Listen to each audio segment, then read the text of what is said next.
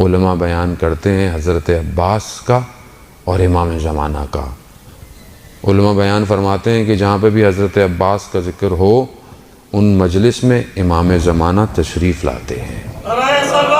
اللہم صلی علی محمد وعلی محمد۔ عزیزان محترم، ہم دیکھیے کہ آج ہم وقت کا امام انشاءاللہ ان کی نظر نگاہیں ہماری طرف ہوں اور یقیناً ان کی نگاہیں ہماری طرف ہیں۔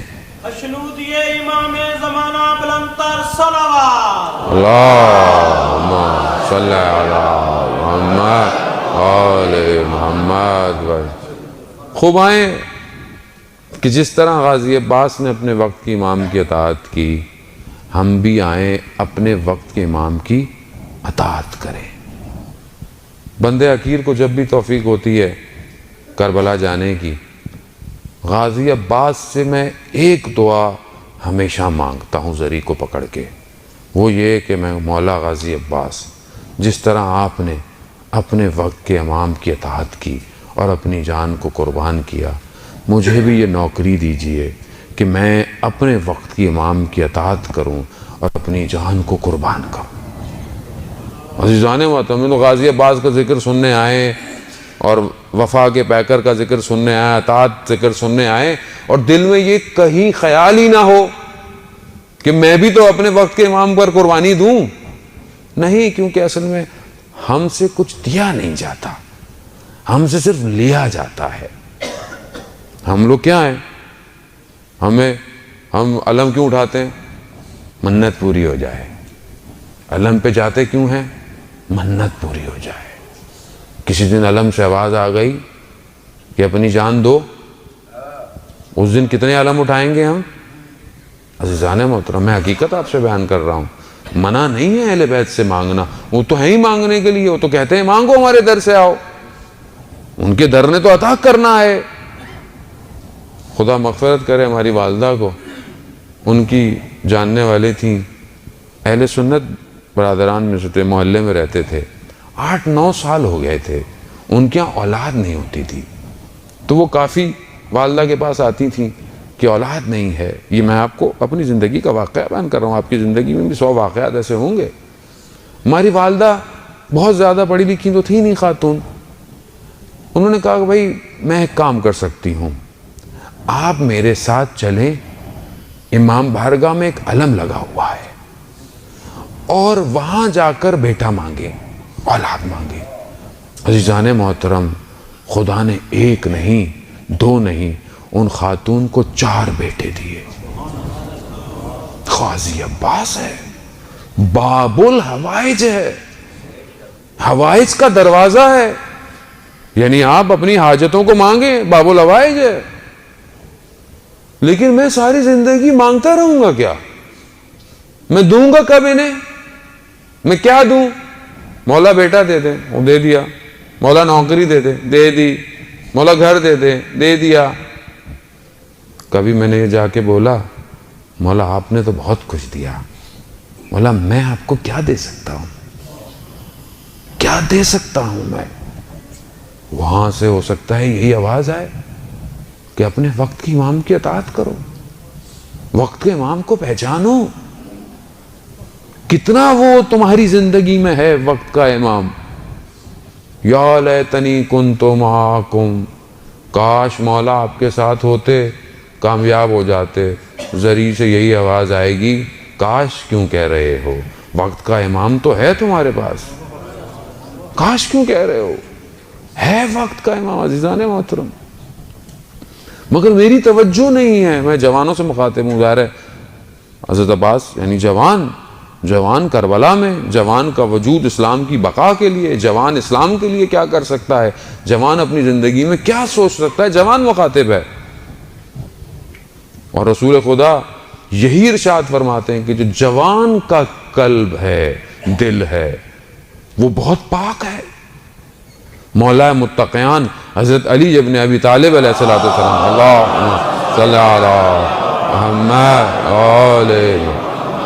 امام جب اپنے فرزند کو، اپنے بیٹے کو بتاتے ہیں تو کہتے ہیں کہ جوان کا قلب بھی ایسا ہے، تعبیر یہی ہے حدیث کی کہ جوان کا قلب ایسا ہے کہ جو اس پہ بویا جائے گا وہی نکلے گا.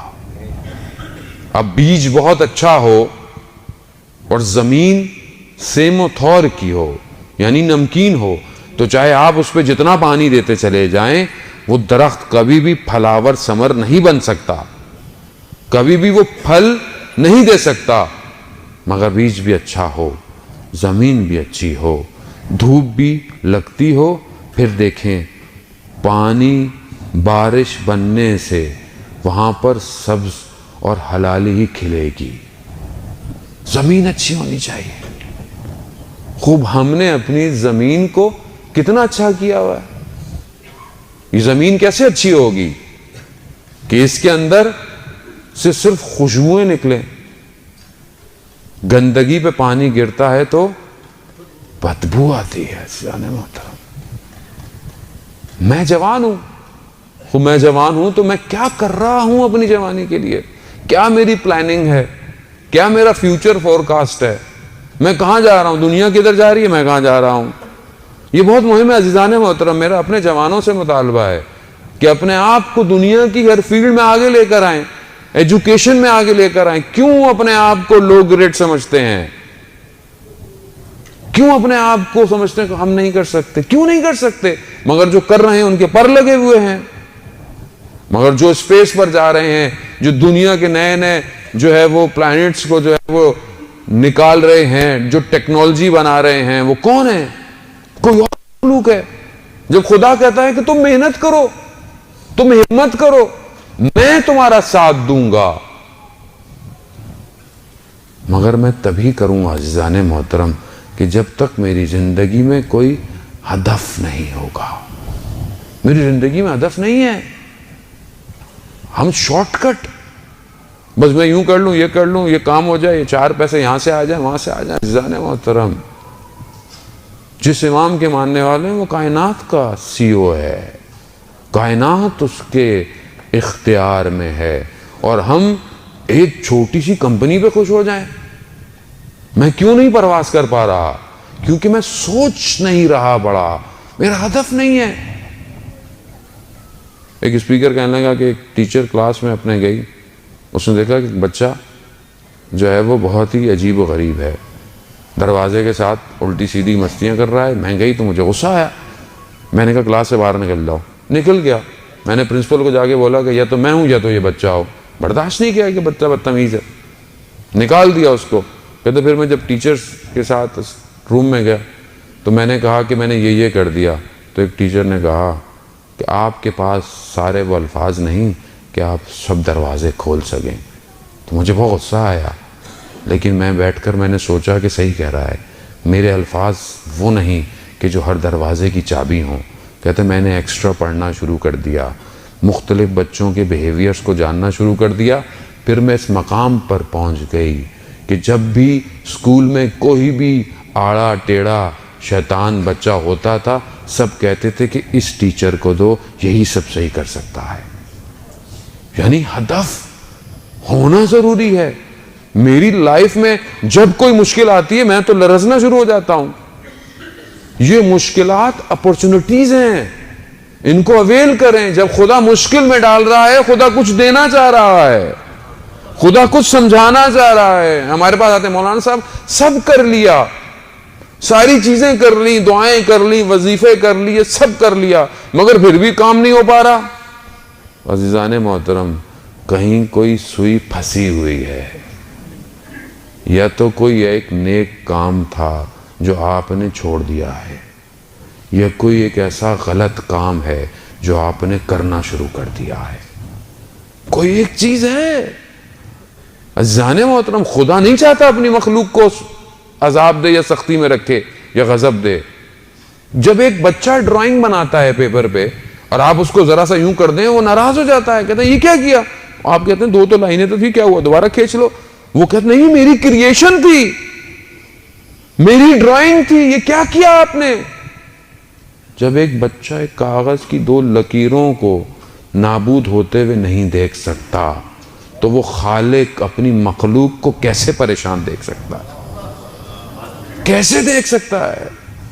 عزیزان محترم, وہ بچانا چاہتا ہے کہ تم جو سوچ رہے ہو، جو کر رہے ہو، یہ تمہارے حق میں بہتر نہیں ہے.